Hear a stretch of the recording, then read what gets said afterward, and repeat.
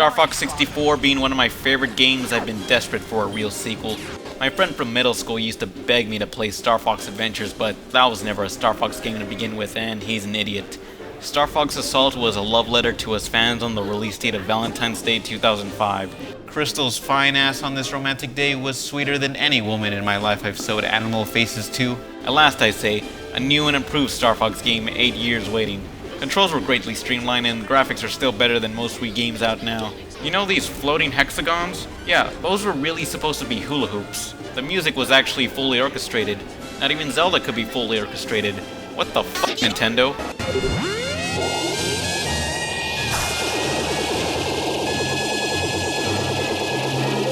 Don't get uppity, you amateurs. Just in the first level, you fight through space, then the jungle, followed by 2 bosses, one right after the other, and then some executive says, "You wanna fly some more in the R-Wing? Too bad!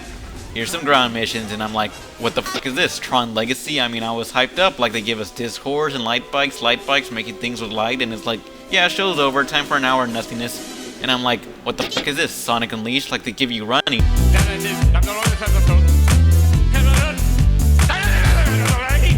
Which is why movies need to stop using "that's my wife" jokes. Yet, for some reason, ground missions are 60% of the game with small portions of flying tacked on with nothing to do besides helping your own teammates, who can't pull a somersault to literally save their own lives. As stubborn as I was against Fox being forced by his teammates and programmers to jog to work with a silver GameCube nailed to his back, it's actually pretty satisfying mowing through so many enemies on foot. I kinda like this. This is how I feel a 3D Contra should work if they actually provided some bosses here instead of just shooting a set amount of targets every ground mission.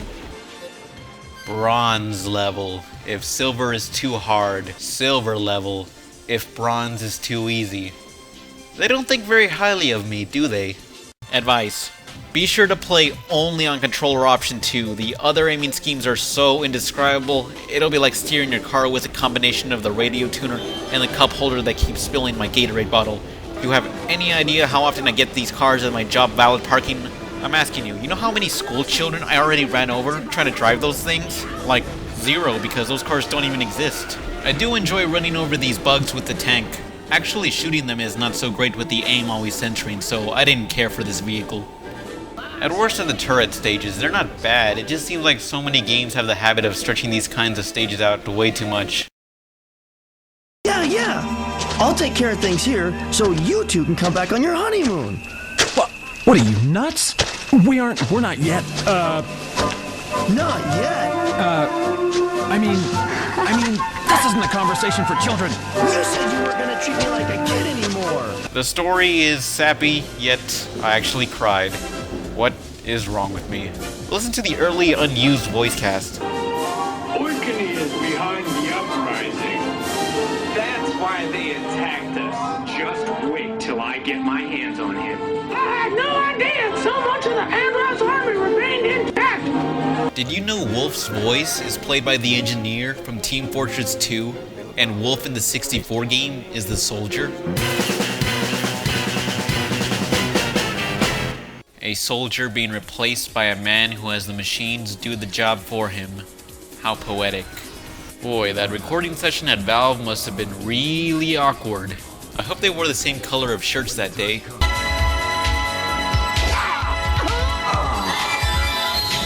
Multiplayer is the best part. Controls are basic enough for anyone to join in. I play with a big handicap like my doctor instructed for some reason. It's pretty balanced, so the one who finds a vehicle first isn't unbeatable. One guy on foot can take out a jet, so it goes by Batman 89 logic. The arenas are way too big for at the most 4 players. This should have been like Star Wars Battlefront and have a bunch of bots and vehicles running rampant. I'd say Nintendo should take this game online, but let's face it, the reality would be something like this. Incoming enemy from the rear. Do a barrel roll! I can't let you do that. This guy is an insane fool. Hey, get this guy off me! I can't believe I'm lost to this scum! Hey, you look as stupid as you look. Barrel!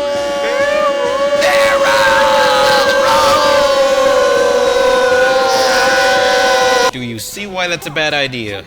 Overthinking it, I gotta question the attack pattern of these highly trained and top-ranking pilots who are supposedly the only hope for our world.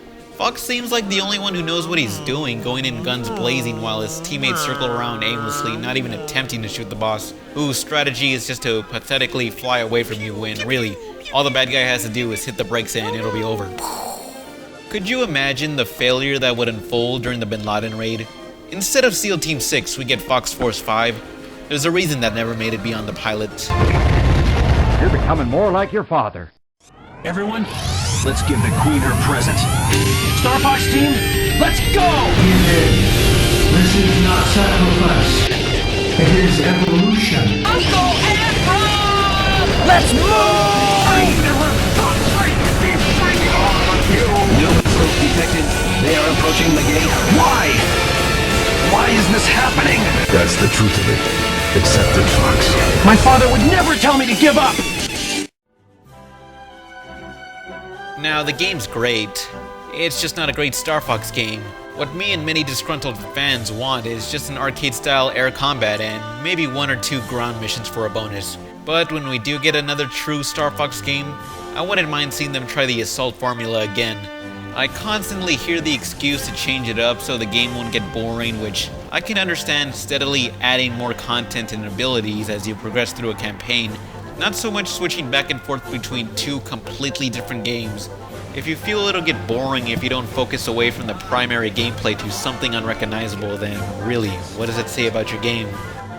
I'm sure I'm gonna get some hate or worse, logical counterpoints by people telling me I should accept these changes or how I need to release the hostages, which is okay. I respect and want to hear your thoughts on a game I had the interest in talking about. But just by watching this video and posting overused barrel roll quotes, I'll be forced to have a mildly indifferent opinion of your comment as a person. Sorry, people. Those references were cool until everyone else started using them. Now, I declare them uncool. Well, it's time for me to go now. Until the next review, you all can kiss my ass. I'm gonna go write an angry essay demanding a real Star Fox game. See you next time. All Aircraft Report.